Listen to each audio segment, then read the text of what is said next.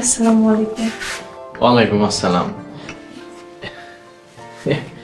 এই সাত সকালে তো সাইজে বুঝে কই যাও? আপনার মামা আইছে, আর আমারও কইলো মা একটা শাড়ি পরা একটু সাজগুজ করে আমার সামনে আহ। তো আমিও শাড়ি পরা সাজগুজ করে মামার সামনে গেলাম। তারপর মামায় আমার মাথায় হাত বুলাইয়া আমার দোয়া করে দিল, আর 2000 টাকাও দিল। মামা আইছে? কি কো? এই মামার চা নাস্তা দিছো? হ্যাঁ দিছি। আচ্ছা এখন আপনি উঠেন, ওইটা মুখ হাত ধুয়া তাড়াতাড়ি মামার লগে দেখা করেন। আচ্ছা, মামা তোমারে দোয়া করে দিয়া 2000 টাকাও দিল, এই বিষয়টা তো বুঝতেছি না। বিষয়টা আমিও ঠিক বুঝলাম না। লাকি তুই তো ঘরে যা। বাবা আলী, বিষয়টা কি তোমার মামা তোমারে নিজে মুখে কইব, যাও তোমার মামার সাথে দেখা করো। আচ্ছা খালাম্মা, আমি যাইতেছি। আলী বাবা, তোমার মামা একটা আশা নিয়ে এই বাড়িতে আইছে, উনি খুবই চিন্তিত। উনি যদি তোমার কাছে কোনো আবদার করে, তুমি আবদারটা ফেলাইও না বাবা, উনি খুবই ভালো মানুষ। চিন্তিত? মামা চিন্তিত কেন? উনি আমারে কইল ওনার শরীরটা নাকি ভালো না। আলী বাবা, তোমার দ্বারাই তোমার মামা যেন কোনো কষ্ট না পায়। উনি খুব ভালো মানুষ, চেষ্টা কইরো তোমার কোনো কথাই যেন উনি মনে আঘাত না পায়। জি খালাম্মা।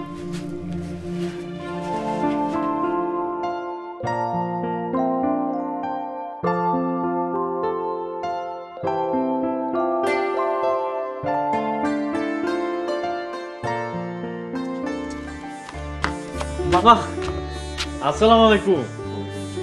মামা কোন আছে? আসছি তো অনেকক্ষণ, বস না বস।